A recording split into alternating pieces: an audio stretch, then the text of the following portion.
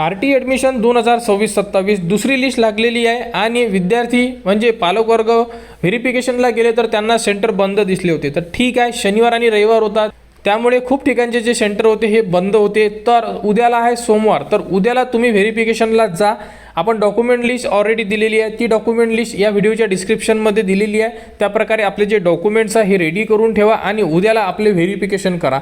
त्यानंतर विद्यार्थ्यांना म्हणजे पालकवर्गांना हा प्रश्न पडलेला आहे, ज्यांचे नंबर लागलेले आहे त्यांना तर ॲडमिशन होणारच आहे, परंतु ज्यांचे नंबर लागलेले नाही आहे त्यांनी विचारलेलं आहे की सर 3 नंबरची लिस्ट लागणार आहे का, म्हणजे तिसरी लिस्ट लागणार आहे का. तर हो, तिसरी लिस्ट लागणार आहे. कारण की या लिस्टमध्ये जेवढे विद्यार्थी सिलेक्ट झालेले आहे यामधून जेवढे विद्यार्थी कॅन्सल होतील किंवा ज्यांचा नंबर लागलेला आहे तो रिजेक्ट होणार, तेवढे विद्यार्थी परत तिसऱ्या लिस्टमध्ये सिलेक्ट करण्यात येणार. हां, चौथ्या लिस्टबद्दलची आपण सध्या अपडेट देऊ शकत नाही, परंतु तिसरी लिस्ट ही लागणार आहे. कारण की या लिस्टमध्ये समजा एखादी स्कूल आहे, ठीक आहे, त्या स्कूलमध्ये 5 जागा होत्या किंवा आपण जो व्हिडिओ दिलेला होता ज्यामध्ये तुम्हाला मेरिट म्हणजे विद्यार्थ्यांचा नंबर लागलेला आहे किंवा नाही लागलेला आहे हे कसं चेक करायचं, म्हणजे तो पहिला व्हिडिओ होता.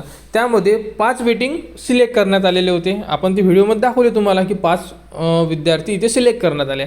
समजा या 5मधून जर इथे 3च ॲडमिशन झाल्या आणि जर 2 विद्यार्थी कॅन्सल झाले, काही डॉक्युमेंट्स आहे, फॉर्म चुकलेला आहे किंवा XYZ कोणताही प्रॉब्लेम राहू शकतो, ठीक आहे. हे जर 2 विद्यार्थी कॅन्सल झाले तर हे 2 वेटिंग जे शिल्लक राहिलेले असेल तर यामध्ये 6 नंबर आणि 7 नंबरचा वेटिंग सिलेक्ट करण्यात येणार, तो म्हणजे लिस्ट नंबर 3मध्ये. क्लिअर पॉईंट समजत आहे तुम्हाला? नसेल समजत तर कमेंट्स करा, कमेंट्सवर तुम्हाला माहिती दिली जाणार. फक्त एवढंच लक्षात ठेवा की तिसरी लिस्ट लागणार आहे. फक्त एवढंच आहे की कोणाचा नंबर लागेल हे एक्झॅक्ट सांगू शकत नाही. जेवढ्या जागा शिल्लक तेवढे विद्यार्थी त्या वेटिंगनंतर घेण्यात येणार. समजा जसे एका शाळेमध्ये 5 वेटिंग घेतलेली आहे, समजा 2 ते 3 जागा शिल्लक राहिल्या तर 6, 7, 8 असे त्या नंबरचे वेटिंग परत बोलवण्यात येणार. आणि पहिली म्हणजे वेटिंगवाल्यांची जी लिस्ट लागलेली आहे, पहिलीच लिस्ट आहे, आपल्यासाठी दुसरी लिस्ट म्हणतो आपण, 23 तारखेपर्यंत वेळ देण्यात आलेला आहे. आता पालकवर्ग हे सुद्धा बोलत आहे की सर दिवस तर खूप कमी आहे, यामध्ये डेट वाढवून देणार का? तर देऊसुद्धा शकते. संपूर्ण अपडेट RTकडे आहे. RT डेट वाढवूनसुद्धा देऊ शकते, कारण की ऑलरेडी शनिवार रविवार आलेला आहे, सुट्ट्या होत्या, सेंटर बंद होते, त्यामुळे देऊ शकते. परंतु आपला प्रयत्न करा की 23 तारखेपर्यंत आपलं व्हेरिफिकेशन झालंच पाहिजे. ट्राय करा, होऊ शकते. कारण की आता एवढी गर्दी नाही आहे, कारण की पहिल्या लिस्टमध्ये जरी 1 लाख विद्यार्थी सिलेक्ट झाले होते, आता 25,000 विद्यार्थी सिलेक्ट झालेले आहे समजा, त्यामुळे एवढी गर्दी नाही आहे. लवकरात लवकर आपली ॲडमिशन करा.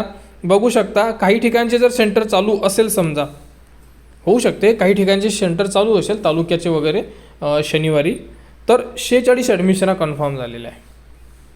म्हणजे जेवढेही ॲडमिशना सिलेक्ट झालेले असेल, जसे की 25,000 किंवा 26,000, यामधून फक्त 46 ॲडमिशना कन्फर्म झालेल्या आहे, म्हणजे जागा फुल झालेल्या आहे. होऊ शकते कुठले सेंटर चालू असेल आणि भरपूर ठिकाणचे सेंटर तर हे बंद होते, अशा कमेंट्ससुद्धा आलेल्या आहे. घाबरण्याचं कारण नाही. उद्याला जा, उद्याला आपला ही ॲडमिशन आहे कन्फर्म करा. व्हिडिओच्या डिस्क्रिप्शनमध्ये डॉक्युमेंटचा व्हिडिओ दिलेला आहे, हमीपत्र, त्यानंतर अलॉटमेंट लेटर, आपले डॉक्युमेंट्स संपूर्ण व्यवस्थित घेऊन जा, जेणेकरून सेंटरला गेल्यानंतर वापस यायचं काम नाही पडलं पाहिजे.